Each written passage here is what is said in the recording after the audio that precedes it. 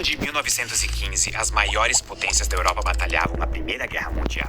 E em meio a uma guerra conhecida por campos de batalhas históricos e sangrentos, uma tecnologia parecia estar dando uma vantagem desigual para um dos lados. Desde o início do conflito, os soldados britânicos enviados às trincheiras eram alvos fáceis para a artilharia alemã. Se você voltasse no tempo e conversasse com alguém daquela época, nada levaria a acreditar que a Tríplice Aliança seria derrotada. E a razão é que os alemães praticamente detinham o monopólio de um componente crucial para os esforços de guerra. O desespero dos inimigos era tanto que o governo do primeiro-ministro britânico da época chegou a fazer campanhas pedindo para a população ajudar com doações. Só que nós não estamos falando de dinheiro. As doações pediam um item muito específico, que você provavelmente tem de sobra na sua casa.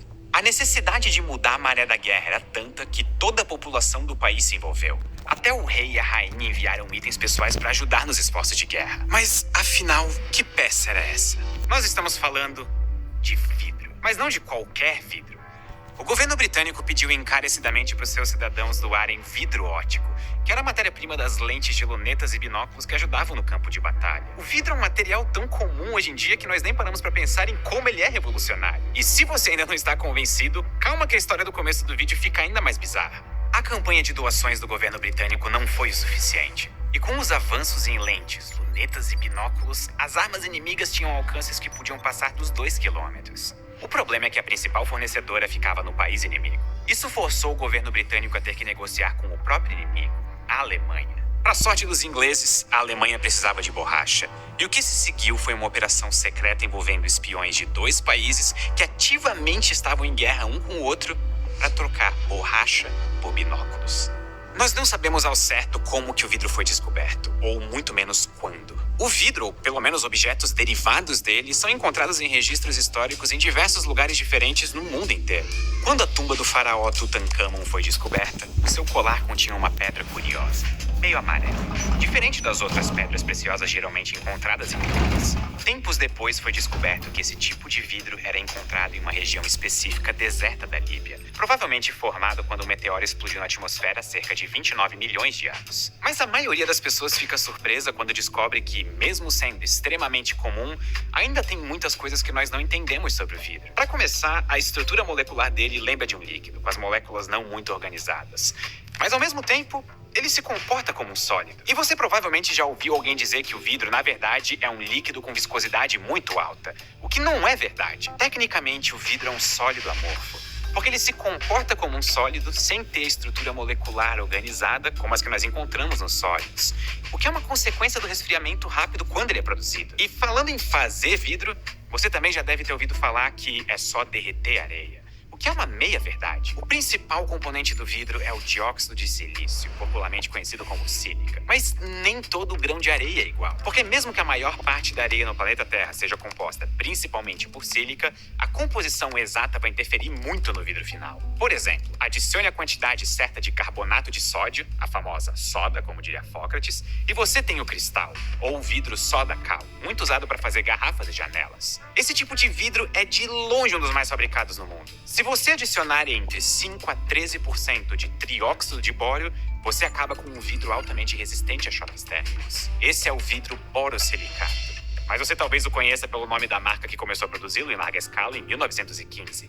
Pirex. Mas se você quiser explorar os limites da capacidade humana de criação de novos materiais, ao invés de fazer vidro, nós podemos usar a areia e toda a sua sílica para extrair o elemento silício puro e fazer os wafers que são a base de toda a computação de dispositivos eletrônicos modernos. Só que, para isso, você precisa atingir um grau de pureza de silício de cerca de 99,999999%.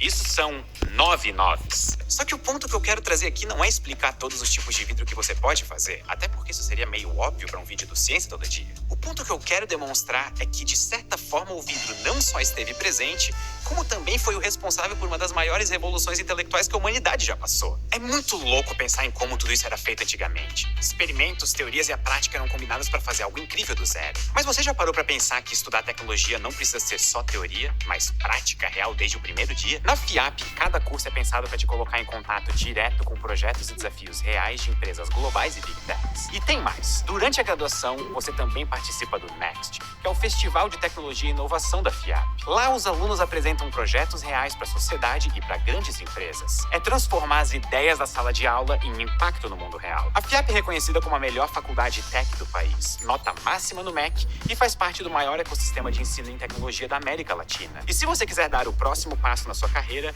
as inscrições para o vestibular 2026 já estão abertas, com uma condição especial de 50% off na taxa de inscrição pelo link que está aqui na descrição ou no comentário fixado. Não esqueçam de clicar aqui. E agora, voltando ao vídeo, se você fosse para Veneza por volta do século XIII, provavelmente ouviria falar dos vidros de Murano. Murano é, na verdade, um conjunto de pequenas ilhas próximas à cidade, que por séculos deteve o monopólio das técnicas mais avançadas de vidro. Mas isso só aconteceu porque o vidro se tornou um produto tão importante economicamente para a região que uma lei de 1291 obrigou todos os fabricantes de vidro a se mudarem para lá. E quando eu digo que era importante, eu falo muito sério. A ideia era proteger os segredos da fabricação do vidro e evitar que competidores descobrissem como replicar as técnicas. As pessoas que trabalhavam nas fábricas não podiam sair da ilha sem permissão do governo. E fazer isso, ou revelar segredos da fabricação, era punido com morte. Murano virou uma espécie de laboratório que, ao mesmo tempo, desenvolvia arte, química e física. Os produtores de vidro de Murano foram os responsáveis por diversas inovações no processo e criaram vidros tão complexos que impulsionaram um salto gigantesco para a humanidade. Quando nós pensamos na Renascença, nós geralmente pensamos nas obras de arte do período e como elas romperam com as tradições anteriores. Mas o que pouca gente associa é como o vidro esteve presente por trás de tudo isso. Espelhos e lentes possibilitaram o avanço não só de observações e perspectivas, mas também do nosso entendimento do universo. Quando Galileu apontou seu telescópio para o céu e fez as primeiras observações da história de que o planeta Júpiter tinha luas, a luz do planeta estava chegando até os seus olhos e sendo ampliada pelas lentes de vidro no tubo óptico. Ou quando Isaac Newton descobriu que a luz branca do Sol, na verdade, é composta por diversas cores que formam um espectro de luz visível, essa luz também passou por um prisma que era feito de vidro. É difícil imaginar em que ponto a ciência e tecnologia humanas estariam atualmente se o vidro não fosse um material viável e manufaturado em larga escala como foi nos séculos passados. E esses são apenas alguns exemplos pontuais, mas muito importantes, porque eles demonstram o impacto que um único material foi capaz de ter na história da humanidade. Mas eu também não quero que vocês tenham a falsa sensação de que o vidro já cumpriu o papel que ele deveria na história da civilização e que a era de ouro dele está no passado. A revolução do vidro não é um evento que aconteceu, ela ainda está acontecendo.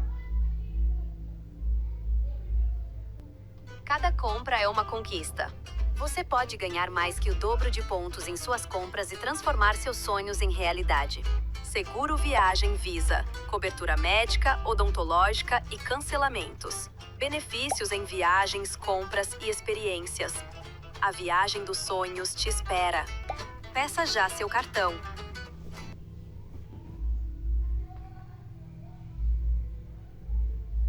Para de perder tempo no Google e olha isso. Esse é o Perplexity, o aplicativo que responde qualquer pergunta em segundos com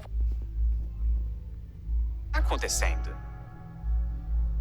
No mundo atual existe uma tecnologia que você usa diariamente, cuja própria existência é quase um milagre. Nós estamos rodeados de chips de silício e literalmente estamos transformando pedras em máquinas pensantes. Atualmente, transistores, que são as partes mais essenciais da computação, são medidos no tamanho de átomos. Em 1970, um microchip tinha cerca de 1000 transistores. Atualmente, um microchip que cabe na ponta do seu dedo comporta 57 bilhões deles. Só que para atingir esses tamanhos, a humanidade teve que criar o espelho mais liso da história. O processo usado é chamado de litografia ultravioleta extrema, e conceitualmente ele não é tão complicado. De maneira bem resumida, na litografia uma fonte de luz ilumina uma máscara que funciona como se fosse um molde do circuito que será impresso no wafer de silício. Depois de passar pela máscara, a luz é focalizada usando lentes especiais até que os componentes atinjam o tamanho necessário. Mas se conceitualmente o processo não é complicado, na vida real a história é outra. A luz ultravioleta é absorvida por quase tudo, até mesmo o ar. Por causa disso, todo o processo precisa ser realizado no vácuo, dentro de uma câmara isolada. Dentro dessa câmara, um conjunto de espelhos focaliza a luz ultravioleta. Esses espelhos são os mais lisos já feitos pela humanidade. Eles são tão lisos que, se você aumentasse eles até terem o tamanho do estado de Goiás, a diferença entre o ponto mais alto e o mais baixo seria de apenas 0,1 milímetros. E não é só a superfície que requer precisão. A posição dos espelhos é tão precisa que se eles